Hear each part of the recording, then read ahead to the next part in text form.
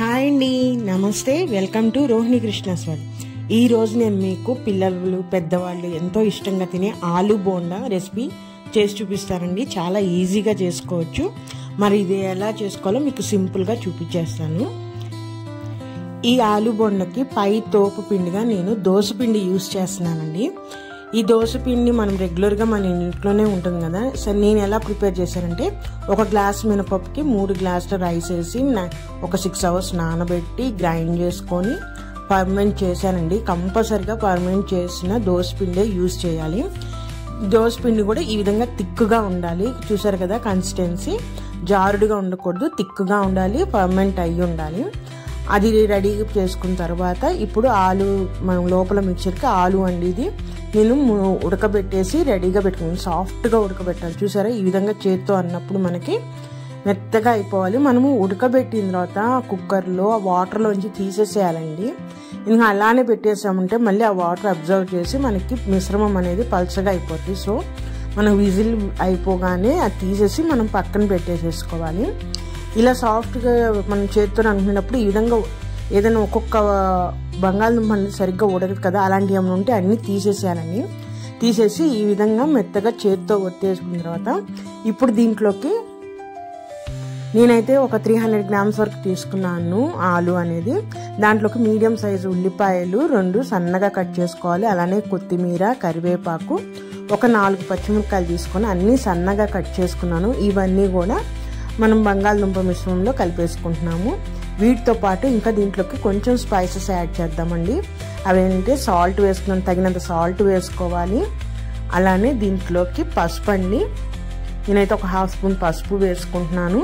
అలానే కారం అనేది మీ టేస్ట్ తగ్గట్టు మీకు కారం ఎంత కావాలో అలా చూసుకోండి. నేనైతే 3 టేబుల్ స్పూన్స్ కారం వేసుకుంటున్నాను.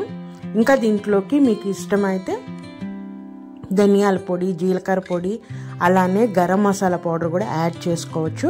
నేనైతే ఈరోజు అవన్నీ ఏం లేకుండా, అంటే మా కారంలోనే ధనియాల పొడి, జీలకర్ర పొడి యాడ్ అయ్యి ఉంటుంది కాబట్టి నేను ఎక్స్ట్రా ఏం యాడ్ చేయలేదు.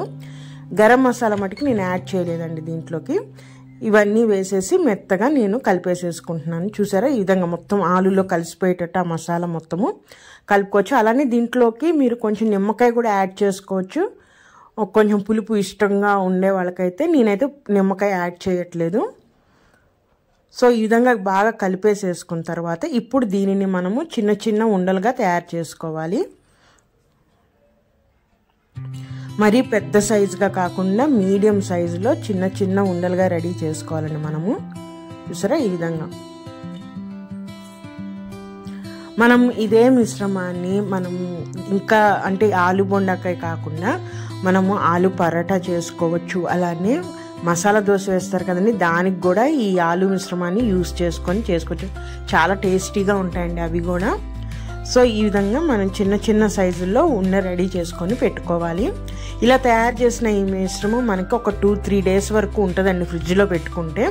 అయిపోగానే మనము చక్కగా ఒక ఎయిర్టైట్ కంటైనర్లో పెట్టేసుకొని పెట్టుకుంటే ఒక 3 డేస్ వరకు కూడా ఏం పాడవదు. సో అలా రెడీ చేసుకున్న అదే ఆ చిన్న చిన్న ఉండలు రెడీ చేసుకున్నాం కదా, ఇప్పుడు వీటిని ఈ విధంగా ఆయిల్లో మనము ఆయిల్ ఎంత తీసుకోవాలంటే మనం వేసిన ఆ ఆలు బోండా అనేది మునిగే వరకు అంత ఆయిల్ తీసుకోవాలండి. తీసుకొని బాగా వేడెక్కాలి ఆయిల్. అలా వేడి ఆయిల్లో మనము ఈ ఆలు బోండా అనేది ఆలు మిశ్రమాన్ని తీసుకొని దోసపిండిలో వేసుకొని ఈ విధంగా మొత్తం చుట్టూరు కోటయ్యేటట్టు పిండి వేసుకోవటమే. చేత్తో వేసుకోవచ్చు, లేదు అలా వద్దనుకుంటే ఇట్లా ఈ విధంగా స్పూన్తో కూడా వేసుకోవచ్చు. వేసేసుకొని వెయ్యగానే మటుకి కదపకూడదండి. వాటిని బాగా కాలితేనే మనకి అది అనేది టర్న్ అవుతుంది. ఎందుకంటే ఇది దోసపిండి కాబట్టి ఆయిల్లో వేయగానే కింద స్టిక్ అవుతుంది. సో బాగా ఆయిల్ అందుకే వేడిగా ఉండాలన్నాను. అలా వేడిగా ఉండి కాలితేనే ఆ బోండా అనేది తిరుగుతుందండి. లేదంటే కాలకుండా తిప్పేసామంటే మనకి అదంతా ఆయిల్లోకి వచ్చేస్తుంది. సో అదొక్కటి గుర్తు పెట్టుకోండి. చూసారా, అదే కాలితేనే టర్న్ అవుతుంది మనకి. సో ఈ విధంగా మనము అన్నీ తిప్పుకొని రౌండ్గా అన్ని వైపులా కాలేటట్టు మనము తిప్పుకోవాలి.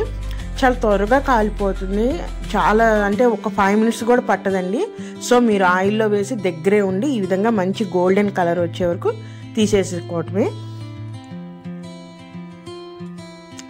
సైజ్ అనేది మీ ఇష్టము, చిన్నవి కావాలా పెద్దవి కావాలనేది మన ఇష్టం, ఎలా కావాలంటే అలా తీసుకోవచ్చు. మిగిలిన మిశ్రమాన్ని కూడా ఈ విధంగానే చిన్న చిన్న మనకి ఎన్ని కావాలంటే అన్ని ఈ విధంగా వేసేసుకోవటమే. ఈ ఆలు బోండాలో ఏం లేదండి, ఒకటి కరెక్ట్గా కాలాలి. కింద ఆయిల్ అనేది మంచి వేడిగా ఉండాలి, ప్లస్ కాలితేనే ఆ బోండా అట్టుపిండి కాబట్టి, దోసపిండి కాబట్టి తొందరగా అంటుకుంటుంది ఆయిల్లో.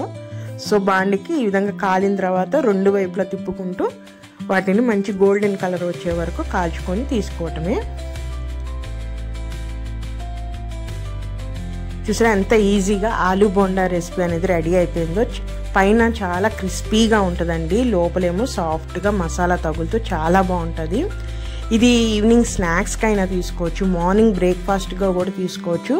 మంచి చట్నీ, మీకు ఇష్టమైన కొబ్బరి చట్నీ కానీ పల్లీ చట్నీ కానీ చేసుకొని దాని కాంబినేషన్లో తింటే అద్దరిపోతుందండి ఆలు బోండా. మీకు లోపల కూడా చూపిస్తాను. చూసారా లోపల మిశ్రమం అనేది పర్ఫెక్ట్గా ఉడుకుతుంది, పైన క్రిస్పీగా లోపల సాఫ్ట్గా మసాలా కూడా మంచి ఫ్లేవర్తో ఉండిందండి. మీకు చెప్పాను కదా, మీకు ఇష్టమైతే దాంట్లో కొంచెం నిమ్మకాయ కూడా యాడ్ చేసుకోండి. నేనైతే యాడ్ చేయలేదు. చాలా బాగుంటాయి స్నాక్స్గా, బ్రేక్ఫాస్ట్గా, వేడిగా తింటే మనకి మీ ఇంట్లో వాళ్ళందరూ కూడా సూపర్గా తింటారు వీటిని. మరి ఇంత ఈజీగా చేసుకునే ఈ ఆలు బోండా రెసిపీ చూసారు. నా రెసిపీస్ కనుక నచ్చితే ప్లీజ్ సబ్స్క్రైబ్ మై ఛానల్ అండి, అలానే లైక్ చేయండి. మరి మంచి రెసిపీస్తో మళ్ళీ మీ ముందుకు వస్తాను. ఉంటానండి, బాయ్.